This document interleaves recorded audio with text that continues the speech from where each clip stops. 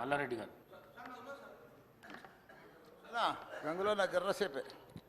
అందరికీ అధ్యక్ష నమస్కారం. అధ్యక్ష, మీరు నాకు అవకాశం ఇచ్చినందుకు చాలా చాలా ధన్యవాదాలు అధ్యక్ష. నాకు ఏం చేయాలనో, ఎట్లా చెప్పాలనో, ఏం చేయాలనో అర్థమైంది లేదు అధ్యక్ష. నేను పాలమ్మిన అధ్యక్ష, పువ్వులు అమ్మిన అధ్యక్ష, పెద్ద పెద్ద విద్యా సంస్థలు తెరిచిన అధ్యక్ష. ప్రపంచంలోనే, భారతదేశంలోనే పెద్ద విద్యా సంస్థలు తెలంగాణ ఎవరికైనా ఉన్నాయంటే అవి మల్లారెడ్డికి ఉన్నాయి అధ్యక్ష. కానీ ఇప్పుడు అంతా అయోమయం, ఆగం ఉంది అధ్యక్ష. ఎట్లా అంటే, నా మేడ్చల్ నియోజకవర్గం అధ్యక్ష, భారతదేశంలోనే ఏకైక నియోజకవర్గం మేడ్చల్. నేను జిల్లా చెప్తలేను అధ్యక్ష, నియోజకవర్గం నాది పెద్దది అధ్యక్ష. 7 మున్సిపాలిటీలు, 3 కార్పొరేషన్లు, 61 గ్రామాలున్న ఏకైక మేడ్చల్ నియోజకవర్గం మల్లారెడ్డి అధ్యక్ష. మల్లారెడ్డి అధ్యక్ష,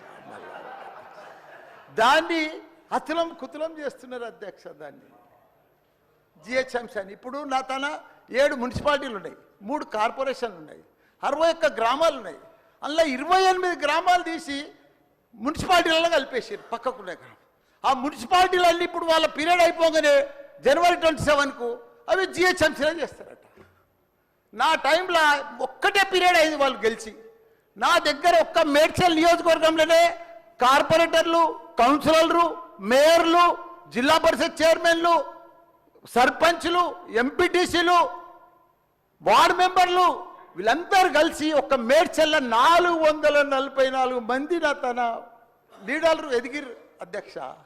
ఇవాళ వాళ్ళంతా మడ్డాష్ అయిపోయారు. మొత్తం సగం మంది కాంగ్రెస్లకే వచ్చారు. అయోమయంలో పడిపోయారు వాళ్ళు మొత్తం కాంగ్రెస్లో.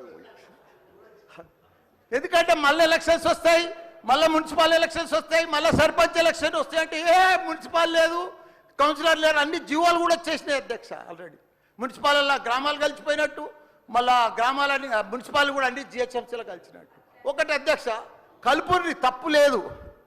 9 మున్సిపాలిటీలు అప్పుడు సరౌండింగ్ షేర్లింగంపల్లి కానీ, కొద్బుల్లాపూర్ కానీ ఇవన్నీ కలిపినప్పుడు ఏమీ లేదు.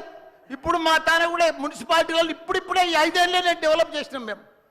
కానీ ఇప్పుడు ఇప్పటికి ఇంకా గ్రామీణ వాతావరణమే ఉంది, ఇంకా పొలాలే ఉన్నాయి, ఇంకా సరిగా బాత్రూమ్లు కూడా సరిగా లేవు ప్రజలకు, ఇంకా పెంకిటిల్లే ఉన్నాయి.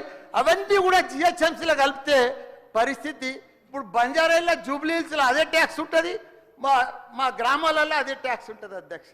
ఈ పైసలన్నీ కూడా తీసుకుపోయి ఏదైనా పెద్ద పెద్ద ఫ్లైఓవర్లు వేయాలన్నా, ఏది వేయాలన్నా మళ్ళీ జూబ్లీహిల్స్, బంజారాలని ఖర్చు పెడతారు అధ్యక్ష.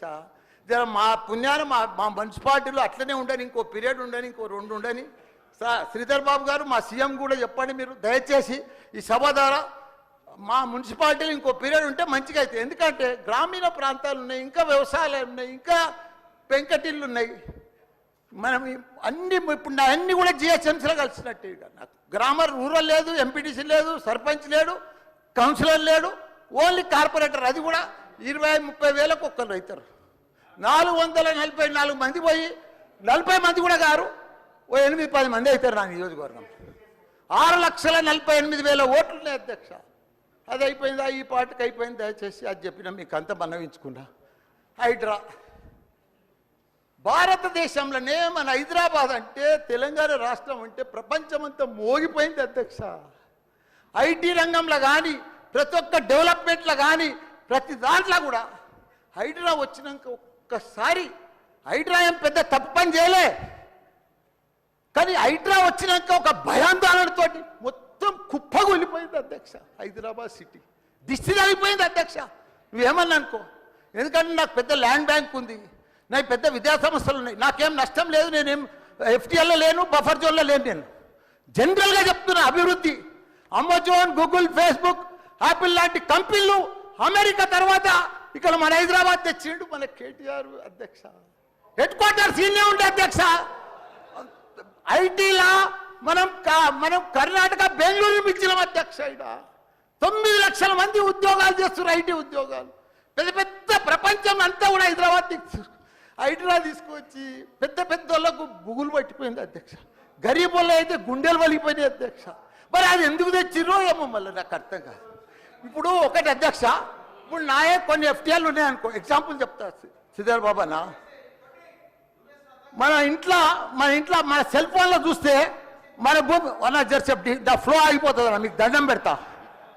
మీరంతా చాలా మేధావులు. మన ఇంట్లో కూర్చొని కూడా మన పొలం హైడ్రాల్ ఉందా, చెరువు ఎఫ్టీఎల్ ఉందా, బఫర్ జోన్లు ఉందా చూసుకోవచ్చు. అంత టెక్నాలజీ వచ్చింది. గూగుల్లోకి పోతే చూసుకోవచ్చు. చూసి ఎవరెవరికి ఉందో ముందే నోటీసులు ఇచ్చి ఓపికతో అర్జెంట్ ఏముంది, తెల్లారి శుక్రవారం పొద్దుగల్లే పోయి శనివారం పొద్దుగల్లే పోయి కూలగొట్టాలని ఏముంది అధ్యక్ష. నిదానంగా వాళ్ళు కూడా మన తెలంగాణ ప్రజలే. వాళ్ళంతా కూడా మీరు ఓటేస్తేనే మనం మంత్రిలో కూర్చున్నాం. మనం అంత ఆదల బాగా ఆధార్ చేసేది, టెన్షన్ చేసేది ఏం అవసరం. మంచిగా నోటీస్ ఇచ్చి బాబు చేంజ్ చేసుకో, మార్చుకో, చూసుకో, నీకు ఇది ఇస్తాం, గరీబోడు ఉంటే ఇది ఇస్తాం, ఈ బెడ్రూమ్లకు అని నిమ్మడంగా చేస్తే అయిపోయాయి కదా. ఇంకా 4 ఏళ్ళు ఉంది కదా మీకు. ఈ ఏడాదిలోనే ఫస్ట్ ఇయర్లో చేయాలని ఏముంది అన్ని కొన్ని చేసుకుంటా ఉండి. రియల్ ఎస్టేట్ అయితే అధ్యక్ష రియల్ ఎస్టేట్ అయితే కుప్పగొలిపోయింది. ఏదైనా పెళ్లికి అమ్ముదామన్నా కొంటలేరు ఎవరు, పైసల రొటేషన్ లేదు, వ్యాపారాలు లేవు, బిజినెస్ లేవు, ఏమీ లేవు అధ్యక్ష. దయచేసి మీరన్నీ కూడా ఆలోచన చేయాలని మంత్రులు కూడా ఉన్నారు.